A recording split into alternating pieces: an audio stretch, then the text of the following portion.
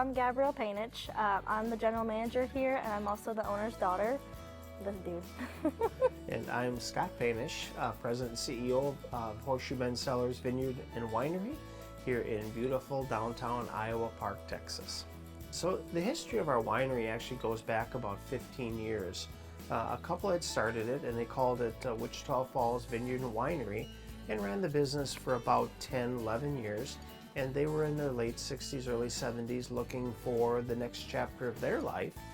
They had a daughter involved with the winery just a little bit, but she moved on to Florida, and they wanted to move to Florida to be closer to them and the grandkids. So I was looking for our next chapter of our life. My wife and I was president of a company here in town in Wichita Falls, which is adjacent to Iowa Park. And we were looking to do something maybe in the alcohol producing type of arena, either a distillery, a brewery, or a winery. And we like going to wineries in the Metroplex area in Fredericksburg, Texas, and we come across this opportunity that was for sale. So it took us a while to negotiate price and the assets that involved with it, and we closed on the business late in 2018, almost right at the end of the year, and then decided to shut the business down for a couple of months so we could change the look of it, freshen it up a little bit, and then have a grand opening in 2018. It was about March or April of 2018 that we had grand opening of HorseShoe Bend Cellars Vineyard and Winery.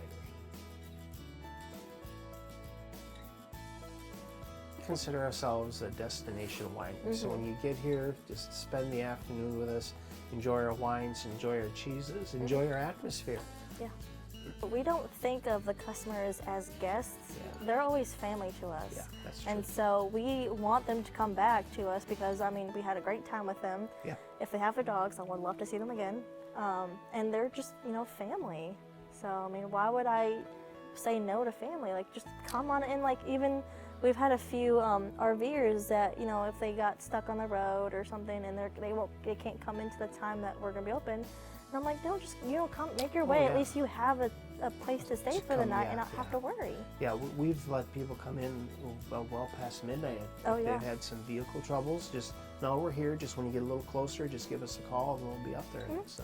Well, and that way you have a place to stay for the night and not have to, like, scounder around a map, like, Yeah. trying to call people to stay. Like, no, just come over here.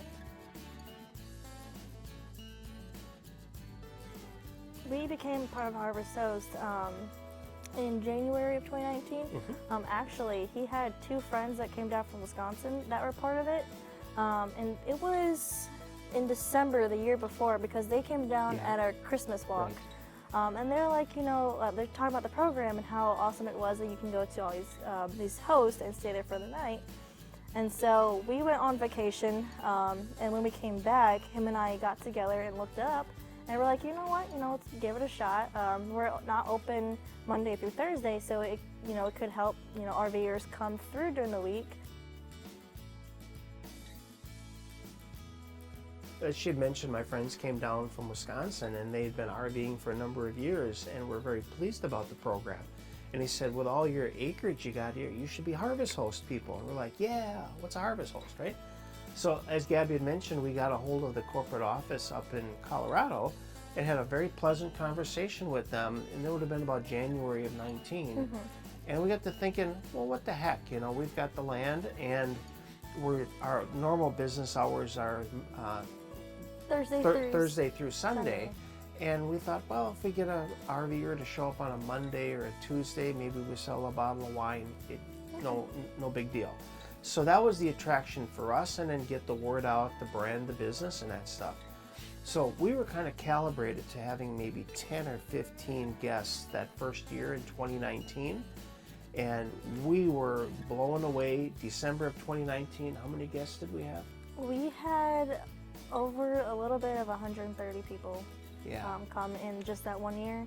And then the following year in 2020, we had 250, which kind of shocked me most of all because it was all during the summer months, like, or majority of the year.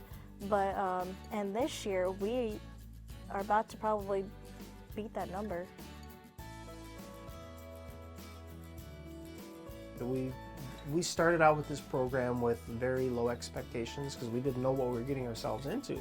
But we have been completely very, very pleased with the program. Yep, and any time we hear that our guests or customers say that they've got an RV but they don't know what to do with it, I always tell them, well, have you heard of HorseShoe? Like, it's a great program that you should join because there's over 2,000 locations that you can stay at, and if you're not a wine person, there's distilleries, there's breweries, there's an golf courses, there's an ostrich farm, an alpaca farm. There's like different things that you can do. You don't have to do just wineries, you can do anything. Well, it was actually first in that newsletter that HorseShoe sent out about the online booking, and we didn't start that until I want to say the beginning of March. And since then, I have probably gotten over 60 requests within a month of it. And every night I'm checking HorseShoe to make sure that I can get them in, because I'm like, if I wait the morning of and they already passed me, well, I could have lost somebody.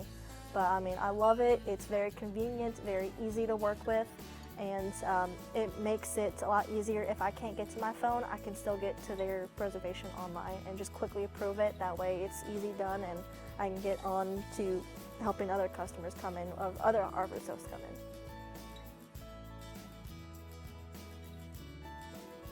We've had retired couples, people. We've had the younger generation with kids that are in a mobile office environment that they just need to be in a hot spot somewhere. We've got a few single people that come in through.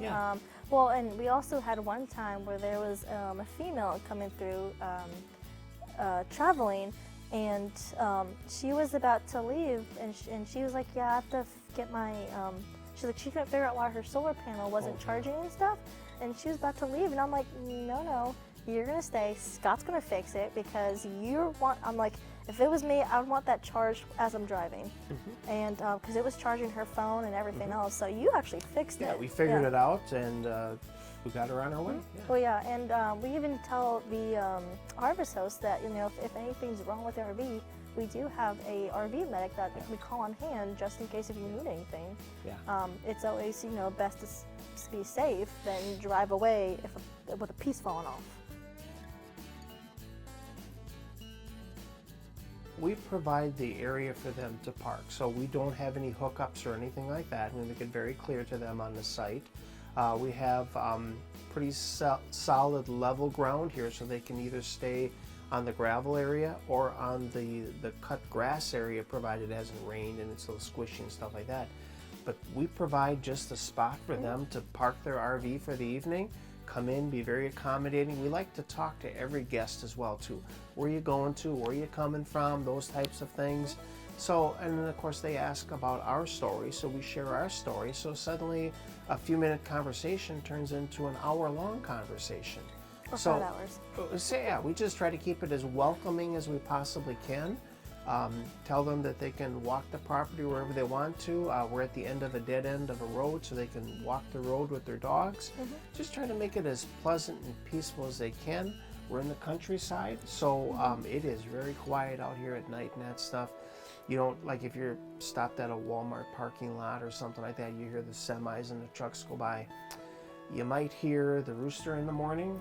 You might hear some coyotes, but that's about it. That's about it, yeah.